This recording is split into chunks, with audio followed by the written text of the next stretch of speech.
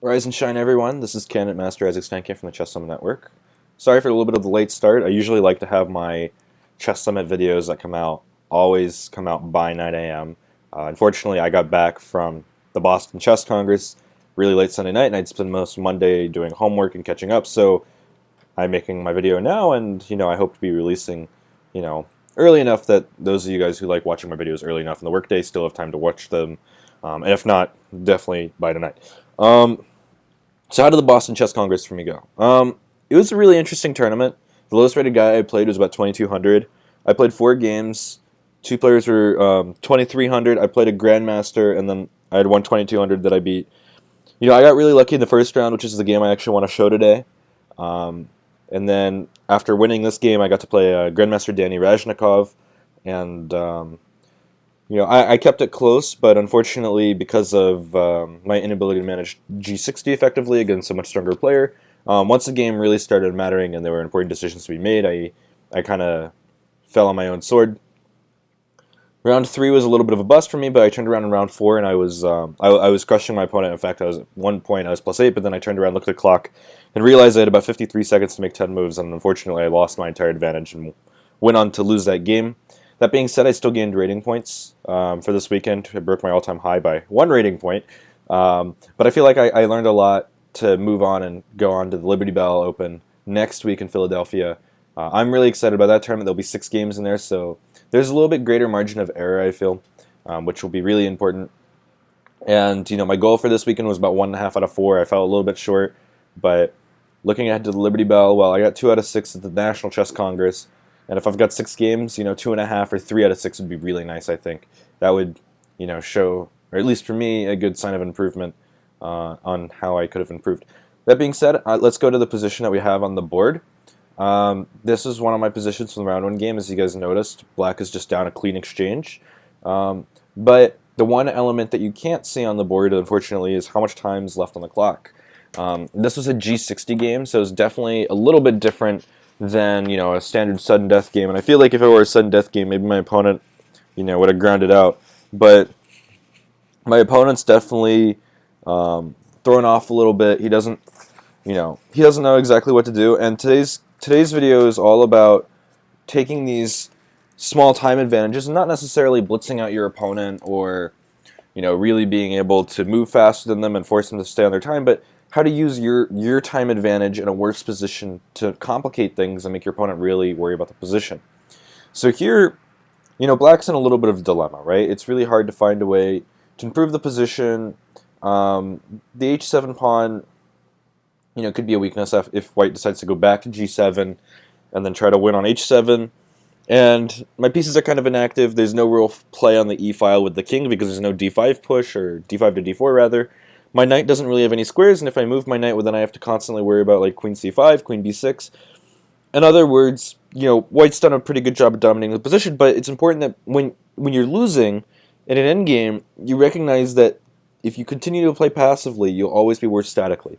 And if you continue to play weak chess, you're not going to really make that much progress. So here, I made the only move that made sense to me, which is to move rook to a8, right?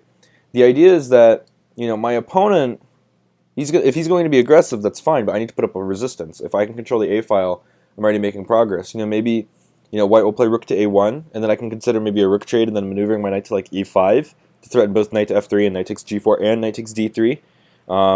And this already makes things a little bit complicated.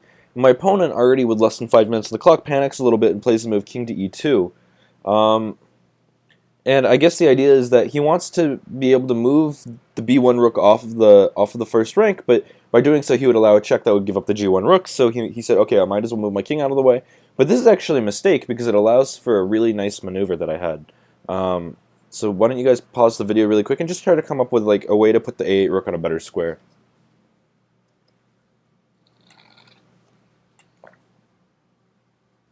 Okay, so White's first idea of moving the king out of the way is to maybe move the b1 rook off the first rank, but the other thing it does is it brings an extra protector to the a1 square. That way he can consider playing rook to a1, and if rook takes a1, he can take with the g1 rook, which is currently unemployed. So, White's strategy is twofold. He wants to control the a file, and he wants to have his king in a better square. But it's important that black maintain control over the a-file, because if white can get one or both of his rooks in the a-file, well then black is just reduced to passive counterplay.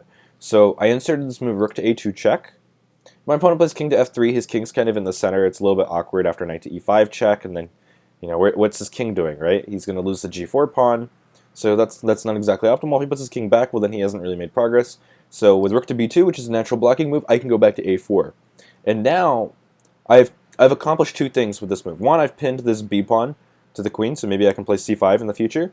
But also, there's no more rook to a1 ideas, because the queen's been cut off, protecting the a1 square. So by doing this, I maintain some sort of tension in the position.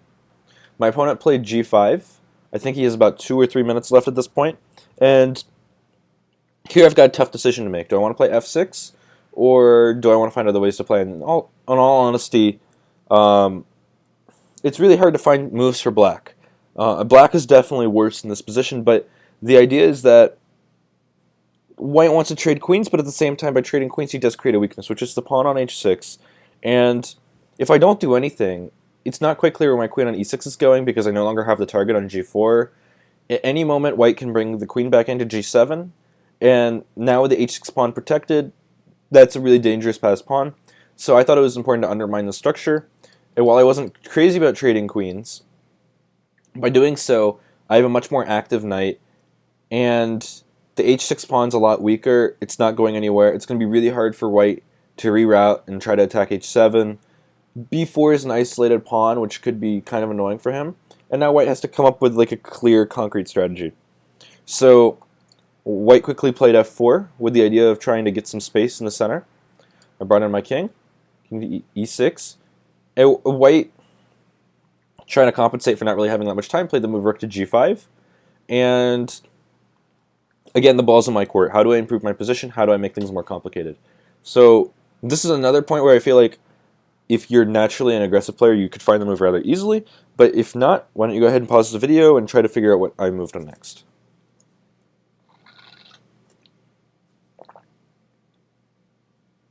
Okay, so in this position, it's important to continue to be active, right?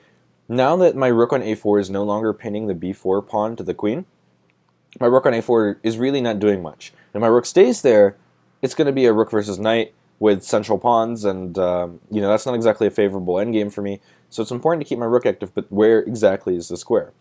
I decided to play the move rook to a1, taking advantage of the fact that the rook was no longer on g1. And I have a couple ideas. One, I'm controlling the back rank, so any moment I can slide over to h1 and attack h6 and win a pawn. If my opponent tries to move the b2 rook away from the b file, rook to b1 could win the pawn on b4, and then I have a nice queenside majority. Maybe it's not enough to win, but it's enough to keep things complicated. My opponent played b5. I was like, okay, I'll play c5. And now I've maintained structural integrity, because now I can play b6 next move if my opponent doesn't play b6 himself. And if he plays b6 himself, well then he's created another target, because this pawn on b6 is going to be rather difficult to protect. That being said, white's going to try to break through the center, right? He plays a move like e4, and the idea being that if I take on e4, then rook to e5 can come in, and then he's got a pass pawn on the e-file. But if he takes me, then I can play knight takes e5, rook e4, e5, pawn takes d5, knight takes d5, rook to e5 check, king to d6. I'm attacking f4, the h6 pawn is still weak, and white's not exactly making progress. In fact, the simplifications are making things more complicated to convert. So I decided to continue with the move rook to h1, because my opponent isn't threatening anything. Now, in this position, I'm threatening both rook to h2 and rook takes h6. My opponent played rook to c2, so that way there's really no skewer. I just quickly played b6. This is a kind of move that I feel like if you're in a position where you're probably worse, but your opponent's in serious time trouble, this is a move that you have to make immediately. Put them back on their clock, right? Because yeah, I could insert the move rook to h2, I could insert rook takes h6, but while I want to make things complicated, at the same time, I don't want to create weaknesses. So a move like b6 should be an automatic move, so in that way, the time's already back on your opponent's clock. At this point, he's already got a minute left. He inserts the move rook to e5 check, while I played king d6 really quickly. It's important that when your opponent is in time trouble, you do need to take the time on moves where your opponent's not forcing you to do anything, but when your opponent's forcing you to do something, unless there's some complicated tactic, you just need to make that move immediately and put them back on their clock, because even though white's made forcing moves, they've all actually helped me. Playing b6 made my queenside pawn structure stronger. Rook e5. Okay, king d6 was kind of asked for because now I'm controlling, e6 and e7 with my king. King to d7 would have been kind of weird because then rook to a2 ideas in the future maybe leading to rook to a7 could have been annoying as long as white solves the problem of the second rank skewer. So that was my thought on that. My opponent didn't really know what to do. He inserted king to f3. I just played rook h3 really quick. He played king to e2. I could check him, and we could probably go back and forth, but I want to make my opponent feel like I'm playing for a win. Because if you let your opponent kind of feel like they're bailing out for a draw, they're just going to play safe. And I feel like in this position, white's got more than enough compensation to play for a win. So I took the pawn. Now I can maybe consider pushing the h-pawn. I don't really think it's a real threat, but white now has more to consider. Rook to c1, with the idea of maybe bringing the rook over to a1. I threw in a check. I threw in another check, attacking the d3 pawn. King e2. I played e4, taking away the d3 square, maybe trying to win the d3 pawn. Rook to a1. Rook to h2. My opponent's got like 1 second left and unfortunately made the blunder rook d1, which lost. But, I feel like in this endgame, it's already kind of difficult to find a winning plan. I think the only way to win is to give up this d3 pawn, actually. And I think a line could go something like this. King to f3, rook g3, give up the pawn, because now the coordination of the rooks is rather strong. Obviously, if king to c7, this move could be rather deadly, and the e-pawn is quite difficult to defend. Another move could maybe even be the move rook to e6, just kick the knight so you don't lose the e4 pawn. Yeah, this d4 pawn's a passed pawn, but white also has a passed pawn of his own on e4, and this pawn on b5 is going to become a passed pawn too. So, this endgame could have been a lot more simpler to convert if I had just stayed passively. If we go back to the original position back here, if I just stayed passively, and I think white could have converted this material advantage quite nicely, but under time constraints, by playing actively and making this as difficult as possible, my opponent actually slipped up and got the wrong result. That being said, my opponent was like 23-50. I think if he had had 5 minutes, it's a totally different ball game. But when your opponent's in time trouble, it's really important that you push and grind the idea of the position to just continue playing actively. I risk nothing by trying to go actively in this position. I'm already losing in this position. There's no risk for me, and I think it's important to not, by going actively, you don't create positional weaknesses. You find ways to be like positionally aggressive. First, it came with dominating the a file. Then it came by pinning the pawn. Then when I traded off queens, I at least got the weakness on the h6 square, and I could get some sort of activity going. With my knight on d7, that was once surprisingly passive, it became a quite important piece of my position. So when you guys are either playing Blitz Online or maybe you have opponent in time trouble, a lot of people say move quickly, put the time on their clock. That's not exactly true. Spend the time that you need to make important decisions on your turn. When your opponent's about to force you to make a move, be ready to make those moves, right? So like a move like b6 when he had played rook to c1 to attack my c5 pawn, that was an automatic move. Rook to e5, king d6, automatic move. Those kind of moves, when your opponent has to come up with a plan every move, at some point they're going to have to start using their clock. But when you have your own plan and it's going to compete with their plan, that's going to take up even more time. Because your opponent, yeah, they can probably see the move that you're probably going to make, but if it's a good move, they're still going to need time to calculate what exactly to do, right? So, when your opponent's in time trouble, any result is a fair result in my mind. My round 4 game, it was pretty much the exact same situation but reverse colors. I was up the exchange, but my opponent had the pair of bishops, and I was completely crushing out of the opening. But unfortunately, after sacking too many pawns to try to keep an attack going, I found myself on the wrong side of the result. And these things happen. So, when you're in an endgame, and your opponent has the advantage but in time trouble, don't play passively, play actively, and only good things can happen. Until next time, this is Isaac Steincamp signing off from the Chess Summit Network, and I hope you have a good day.